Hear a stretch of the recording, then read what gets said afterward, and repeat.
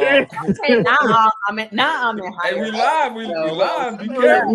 what's good? What's good, everybody? I'm in higher. What's happening, folks? So we have a special guest. Guest star. Listen, so we got a special guest with us today. We got Dr. Nat is kicking it with us today. Yeah. Welcome, Dr. Boricua Nat. Power. Welcome. Thank you for having me. Yeah. So how's everybody doing today? Doing it right. What I appreciate is you finally forced us. I finally got you to listen to Bad Bunny's album, and now there's 2 Puerto Ricans on the podcast, and we can keep going and see how many we can. We taking over. Hey, I'm totally with it. So real quick, right? We're gonna start it off real light, and we're gonna talk about. We're gonna go with this first, right? Because we got a whole list of things we're gonna talk about. I feel like we need to set the stage. Watch that. That's just one dribble right there. Whoa! Oh my goodness! Wow! What is this? Come on. Okay. So did he travel or no? Yeah, he traveled. He went on a multi-city tour. He stopped. He went backpacking through Europe. Like, he traveled for sure. He had layovers. He did. Nah, I think he stutter stepped. I'm calling it. That is fair play. A stutter step? Nah, he traveled. He knows he traveled. Everybody knows he traveled. So I think. Well, so first and foremost, put up your white sheets of paper. My disclaimers. Yeah, put up your disclaimer. I feel like these Europeans have come into the league and colonized the league, bro. And like the basics of what used to occur in basketball no longer exists, and we're under these European rules now. I don't know why he just didn't keep going. Like, he was ready to score a touchdown. He should have just kept going. He could have got 7 points. It would have been fine because he looked more like a running back than he looked like any type of basketball player. He definitely looks like a running back. Yeah. He almost put up the stiff arm. Oh no. But let me ask you a question though. Before we leave the topic, one last question on this. Yeah. Right? They didn't call it. Do you think they didn't call it because it was him, or they didn't call it because they didn't think it was a travel? I think they didn't call it because it was him. Like you got a former MVP of the league or whatever. Yeah. You got someone that has said, "I don't want to live in America. I'm moving back to Greece because of all of the things that are happening here." So I feel like they're just doing everything they can in order to keep that man happy because, they know that he don't want to be here. And so, Gianna, shout out to you for standing firm in terms of these not so subtle protests that you're giving in terms of what's happening in this country and being loud about it, right? Like, because like a lot of athletes now, they're just like, all right, let me get my bag. I'm good. My family's good. A couple generations after me are good. I'm not worried about nobody else. I'm just worried about my family.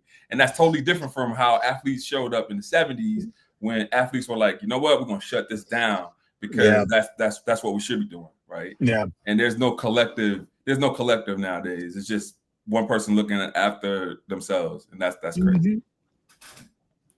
So, all right, ready to transition. All right, so SNAP funding is about to end, right? And so I'm sure that everybody has either a SNAP story or a SNAP adjacent story that they could share or talk about, right? So whatever it is you feel comfortable with, I'm cool with or whatever, but I feel like we'd be remiss to not talk about this given the fact that over 40 million people are possibly going to experience some sort of food insecurity, which is not okay, right? So where y'all at with it? I don't know if my SNAP story has to do with food insecurity as much as like just like hood stuff. you know, like that, you know. We're here for everything. Like we were too poor to be able to afford. My mom used to always say, like, if you like Rice Krispies, you'll love crispy rice, right? Like, you like Cocoa Puffs, you're gonna love Cocoa Dots, right? Like, so we ate like cornflakes with no sugar, the plain Cheerios, the yellow box. So whenever my dad could hustle upon somebody's food stamps, we were eating. We were eating. You got that Captain Crunch. There were Captain Crunch, peanut butter crunch. Like, we were eating honey buns, cupcakes. We were eating good when he got his hands on somebody. So for us, it was an exchange, right? Like, someone needs cash to buy maybe toilet paper and paper towels, and we needed a few dollars for snacks, and it kind of just worked itself out. So my only feedback for that is that, like, it's not really an even exchange, because like a lot of times that's like 50 cents on the dollar. Yeah. And so even though like there's an exchange, it's not really an even money. Somebody making money. Coming out on top. Yeah. So, in a capitalist society, like, somebody's always gonna come out on top, unfortunately. Yeah. Speaking of the way things change, my story is that, like, growing up, I thought that only poor people mixed their peanut butter, because the peanut butter used to come in a big ass can, and it had like the oil on top of it. I'm talking about the food program, man. I'm talking even before like coupons. Right? With the white all that. This is like the government package. cheese. With like, the white packaging. Yeah. And so I used to be mad because we always have to mix our peanut butter. And I was like, yo, I wish we had money so that I had the peanut butter, like the Skippy, that you didn't have to mix. Fast forward 30 years later, I went, and now all the fancy peanut butter you got to mix. I'm like, something's wrong with my brain right now, because mixing peanut butter feels like peanut butter shouldn't be $18 if I got to mix it. You should have mixed my peanut butter for me if I'm paying $18 for a jar of peanut butter. Why are you paying $18 for a jar of peanut butter? Hey, I don't know. Listen, some of that artisanal peanut butter gets expensive. I'm bougie now. My tastes have changed. Nah, you wildin' is what you're doing. Because I'm not paying $18 for no peanut butter. But even in talking about like the government issued food, right? When that was a thing, that food was better. Man, yeah. That cheese was amazing. That cheese was the treat. So you know, like, you melt that cheese and put it on some nachos. I'm talking like World Fair kind of nachos, bro. Like, I don't know. You can never fully melt that cheese, though, because you can never really cut it straight. One side was really fat and the other side was mad thin. So one side would melt, the other side would be mad hard. That's true. And then you don't want to burn the cheese, right? Like, so yeah, I get it. No, you're right. You're taking me down memory lane. So my food coupon story is that I used to get $69 a month in food coupons. And so but these were like the books, right? Like the Trick Daddy dollar books. Yeah, the coupons that you pull out. Right. The coupons you pull out or whatever. I think it was like a 5, a 10, and a 20, and a 1. Right. The 1 was brown, if I'm not mistaken. All right. So just to show you that this is real life for me, I really lived this life. And so one of the things that I loved about it is that from the 1st through the 7th, it was money. Right. Like, yo, I come in the crib, it's milk, it's sugary items, it's all the things. But after the 7th, it was a struggle all the way to the 1st again. And so that part I hated, because it's like, you know, it's $69 and everybody else was getting $107. I was getting half the amount because my people didn't know how to go and righteously advocate for the right amounts or whatever. And so poverty didn't have to be as bad as it was, but it was really bad. And so I say this to say that my heart goes out to the folks that are going through this right now. And if you are in a position to give food to a food bank, or if you're in a position to go to a school and help them to ensure that their facilities are filled, so that when parents come in to get canned items or all the things that they need or whatever, like, make sure that you're doing that, like, you know, at the very least, right? And so, okay. Oh, and you know, your vice president of the United States is a SNAP benefit person, right? Like, he benefited from being on SNAP and pulled himself up by his bootstraps, kind of whatever, and no longer wants to give that opportunity to you. And so remember that when you vote in Ohio. Well, I mean, I think the wild thing is that the money's there, right? So the money's been allocated. The money's sitting there ready to be distributed so folks can have their SNAP benefits. And it's not like, oh, the government shut down, how do we send it to them? Contractors are getting paid. Money is flowing through the system right now. And so this is willful, right? Some contractors are getting paid. Some contractors are getting paid. But like this is like money is flowing through the system. Resources are flowing through the system. This is a choice that's being made, right? This is a strategic choice that's being made here around opening the government and getting what you want from the other side of the aisle. And so for me, like this is needless starvation. I hate calling it by SNAP. I said this last time. This is about food security. This is about people eating and going hungry, right? Like let's call it what it is. This is food to hungry people, and we are making a choice as a country to not feed hungry people, and that's just wild to me. Yeah. And the residual effects, when we talk about just like basic needs being able to be met, when you're worried about whether or not you can feed your kids tomorrow or the next day, or when they're off the week of Thanksgiving, there's little else you can really worry about when you're worried about basic needs. And so it's a trap. Yeah. Oh, and those kids show up in our programs. They show up in our schools, they show up in our programs, and they can't focus because they're hungry. Like this is as you said, so the sort of the ripple effect of this is far and wide. It's not just about hunger. It's like everything else then that hunger, that food instability then creates on the back end for families is crazy. I used to work at a grocery store. I was a grocery store clerk, and the number of times that we caught moms stealing food. Like I'm not prosecuting nobody for that. Like, I mean, what do you do? She's like me. Go. Go. But then one issue begets another. Yeah. That's right. No, I get it. But so we're talking about it from a granular level in terms of like, all right, if a kid comes to school and they're not eating, like what's going to manifest from that? It's like you're going to see some behavior issues. You're going to see, some lethargic moments or whatever. Like learning is not going to happen to its optimum.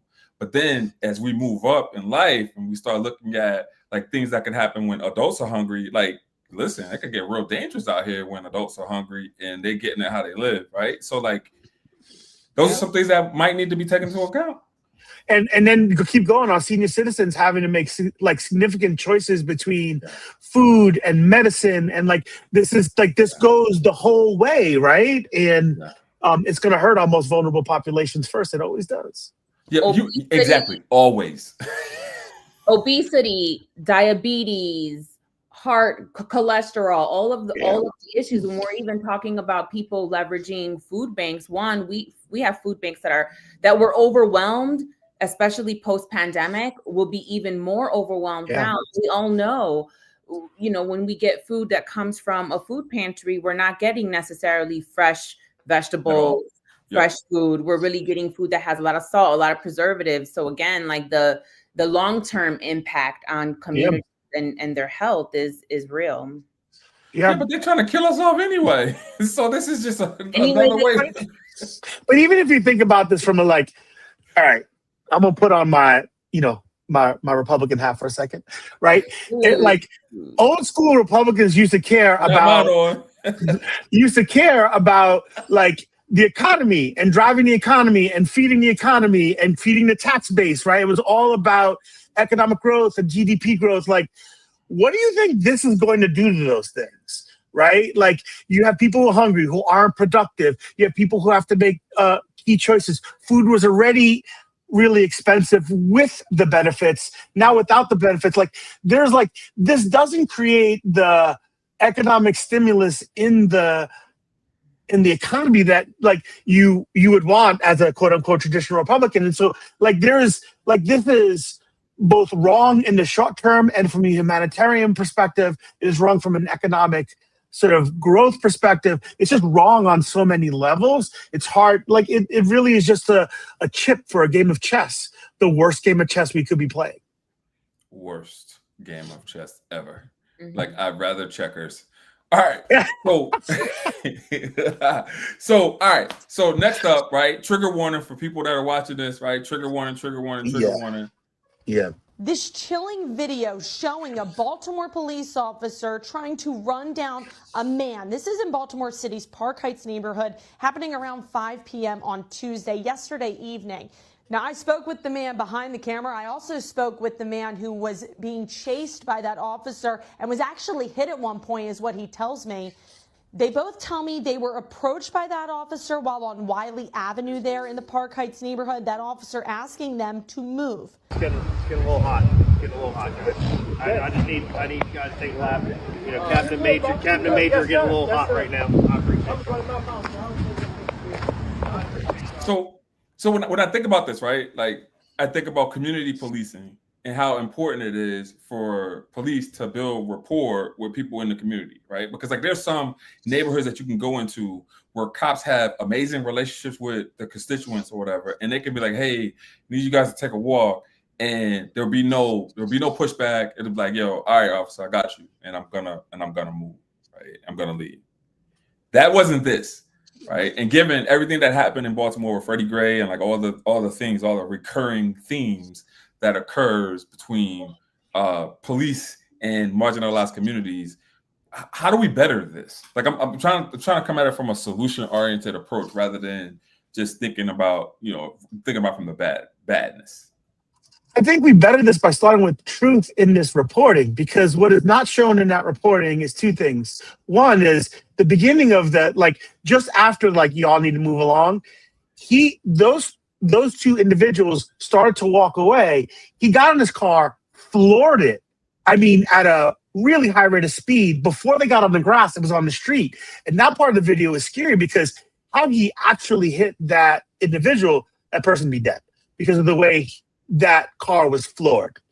The other thing is they keep saying these two men, and those look like teens to me. And the other issue I have with this is how we routinely talk about teens of color and we make them men. Adultify the shit out of them. We adultify the shit out of them. And like, that's the piece of, like, so let's start with truth of what happened here. Show the whole damn video, because the whole damn video is really disturbing. And let's be real about who these two individuals are. I don't know for a fact, maybe they are adults, mathematically adults from an age perspective, but to me, they look like two teenagers. So then what happens after we tell the truth? Because I feel like we've seen this before. Like, we've seen so many of this video is, So, okay, so the truth, and then what's the next step? But my point is, we don't tell the truth in the media, so we can't even get to the next step. There is no next step because there's no truth about it, right? So this is like, then everyone starts with we weren't there. We don't know what happened. He wasn't even going that fast on the grass. These are grown men. They should know not to get involved with the police. Like, they start to justify the actions of that officer. And so we can't have a productive conversation around why this is bad and how we move on from it, because we are so focused on whether what we saw is what we saw. Right? They play this game like you didn't see that, right? How many times when we talk about George Floyd's murder, well, his leg wasn't on the neck. Right? Like they start to tell stories as if what we're seeing isn't real, and it doesn't help when the media doesn't present the information without a bias. And like, that's my frustration, is I can't have a real conversation because you deny what you saw. You deny truth. And so there's no conversation that can be had from if you're denying truth.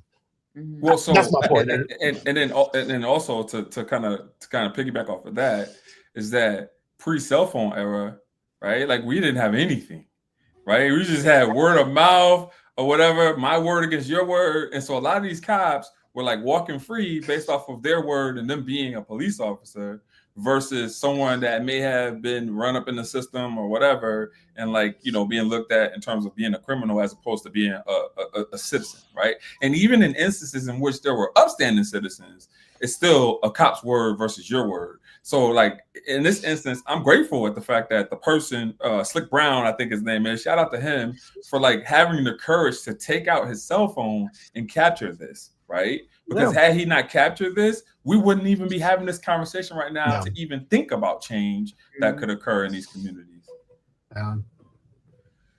You're looking pensive there, Natalie. You're looking pensive. I mean, I just think, you know, I am looking pensive. I mean, I just think, right, like policing is another like example of an institution. When we talk about how do you disrupt institutions, how do you rebuild institutions? You know, when people are like, tear the whole thing down, build it back up, like all that sounds real good. And so my pensiveness is really about actually thinking about systems change and actually truly thinking, like, the truth is that we can't stop at, well, they don't tell the truth on media, so now we can't even have the conversation. You're right. Like, for me, I'm like, they're not telling the truth. Okay, so then where can we tell the truth? And then how do we, if small is all, what is like step one? And I think that's always what I'm thinking about, right? Like, it's how do we create the conditions for what it is that we want to emerge, and what are the ways in which we need to just like be working together, right? The future's collective. And what does that look like? So that was my I don't know how we drive change without agreeing on the facts, right? I think that's the piece where I get to this, right? Is like, if we can't agree on the facts, then whether or not you even believe there needs to be a change is disputed, right? And so I position it as like, we need change because these are the facts I'm seeing, right? And like, I want to have a conversation. Do I think 100% of police are corrupt? No. Do I think even most of police are corrupt? Personally, no. But there's a segment of the police department that I believe there's a segment of the police department that has demonstrated through their actions, visible actions, that change needs to happen. And so if we can't even agree that there's a segment that needs, at a minimal, retraining, like we can't even begin to shift institutions because we don't agree that the problem actually exists. And that to me is the hard part. Is like, I have conversations and arguments now where people are just denying things that I saw with my own two eyes. And I'm like, but we just saw it. What just happened? I think the current administration is really exacerbating that reality, where there have been efforts in cities to really think about what does community policing look like, and efforts to pilot initiatives that would bring community into the idea of policing. What we see now is an administration that has given people permission to continue that behavior, right? Continue to stand in their beliefs. Yeah. I'm glad Buddy that was just convicted in Illinois. It was a state conviction and not a federal conviction. Yeah. Because if it was not a federal conviction, we would be having a totally different story right now. A totally different narrative would be played out. So shout out to Illinois for doing the right thing. Increased healthcare premiums. Like, what is that looking like? Because we also know that with SNAP ending, there's going to be increased premiums with Obamacare, and so the poor and disenfranchised, right, are going to suffer from these hits now, right? And so what is that looking like for y'all? How y'all feeling about that? I mean, they've been increasing. As someone who has to run an organization and have to balance a budget and deal with the organizational share of health insurance, it is like, it has already been on a pathway that is untenable, and this is just going to make it worse. And I think you're going to see a lot of humans suffer from this, and a lot of small businesses decide that they can't afford to exist anymore because this is like, it's not as if premiums are just going to rise for people who are on Obamacare. And like, premiums rise, they're going to take the opportunity, they're going to keep rising. And so I think this is, across the board, this is going to be really problematic. And so here's the thing with these premiums, right? It's like what you will always see with these premiums is you will see an increase, right? And so you'll see an increase on the provider side, you'll see an increase on the employer side, and you'll see an increase on the employee side. What you will never see is a reduction. You will never see that. I have in my years of living, in my years of running companies, I have never seen a reduction. I will see people come in and be like, hey, here's some fees that we can cut off or cut back or whatnot in order to make this work for you for this year. But next year, you have to brace for the fact that it's going to be at least a 10% increase in this or in that. Right. And so you're never going to see a reduction. And so like right now, if the Dems do not fight for this tooth and nail, like how they're doing right now to continue with these subsidies, it is going to get ugly. And as someone who works for themselves, those premiums are crazy. You know, when I decided to go independent, I wasn't thinking about health insurance, but when you look, it's expensive. It is expensive. And what I'm sort of juxtaposing that with, and it's harder for me to get an appointment with my doctor. That part. It's like October, I was trying to make my physical appointment, which should have been like in January, and I couldn't get an appointment till the end of April. Yeah. So it's getting harder to schedule appointments, and the price is like astronomical. And so then let's talk about the ripple effect of that. Is like, okay, if that's the case, then if the affordability of healthcare means that people can't go and hang their own shingle out and create small businesses and go independent, who gets to then create independent companies, hang their shingle? Who are the people that are able to create more small business? Like this, all of this stuff connects, right? It's just like it is clear, right, that unless you have a partner with dope health insurance or you have the affluence to pay for it, you're not going to be able to start your own small thing, right? To go off on your own, and it just doesn't happen. And we've seen foreshadowing of this. I was talking to my uncle. Shout out Unc. He's watching right now. And he was telling me, he was like, the quality of care for people that are like on Social Security, on Medicaid is like, it's abysmal at this point, right? As soon as they announced that he was like, yo, I'm in the back now. Before I was getting an Uber to my appointments. I was getting there. They wanted to see me. Now they don't even want to see me. And they put me all the way in the back. And like the quality of care is different. Like they handle me rough. I don't like how they touching me. Like all the things. And so, man, yeah. I just hope this doesn't impact the veterans. Like I just hope it doesn't impact. Of course it will. I know. Of course it will. We love to wave the flag and use them as props and then not support them in the way we need to. Like we need to support these individuals, and of course it will. And if it doesn't impact them, it's going to impact people that they love, which is going to impact them. Like of course it will. So I got something, and I want to end on something like hilarious, right? But like only if you guys are ready for it, right? You gotta know this in order to understand it. So if you don't understand it, then so when you see this, like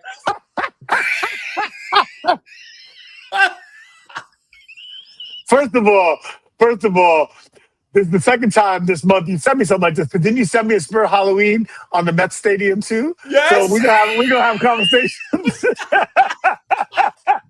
Bro. Yo, if you get one of these, it's closed for business. Like, what? Oh, it's. Man. I wish it meant that they didn't get paid. I wish it meant they didn't get paid either. But they're getting, they've done like a quarter of the work this year and have gotten paid every day, still have the best healthcare in the world. And they're denying people healthcare. They're still eating like fat rats. I saw something with Jasmine Crockett calling out Mike Johnson's wife because she's gotten over $750,000 in contracts on issues that he's lobbied for or against or whatever. So like you see the play. For sure. Side note, do you guys think things have gotten through TSA like during this time? Like you think TSA like some things? I was just on a plane yesterday. I hope not. I don't want to. Come on, man. Come on. Really? That's what you want to leave us with? They were talking and relaxing in a way that I haven't seen. Usually they're very, put your stuff, they were sitting there chit-chatting, leaning against the thing. I was like, I asked too, I was like, are you getting paid? No, that's not. The scarier thing is the air traffic controllers who are already overworked to now have to work a second job because they're not getting paid. The last thing I want is a tired ass air traffic controller. That's true too. Yeah. Wow. You guys are really bringing this thing home. All right. So, final thoughts, Steve. Starting with you. What's your final thought? Can't take the subway to Florida. It's Election Day Tuesday. For those of us in New York City, we're voting on a mayor's race. Get out there and vote. Change starts at the ballot box. And so I don't want to hear none of this. Well, I don't like nobody. Get your ass out there and vote. It's really important. I'm going to be online. If you haven't voted already, make sure it happens. It's really important for the city. Bro, you about to have a socialist mayor. How you feel about that? You rather be... Listen, we can talk about that next week. We're going to talk about that next week. Yeah. Nat, final thoughts. Thank you. Just thank you for having me. Thank you for giving me the experience. I appreciate it. Good to banter back and forth with you all. That's it.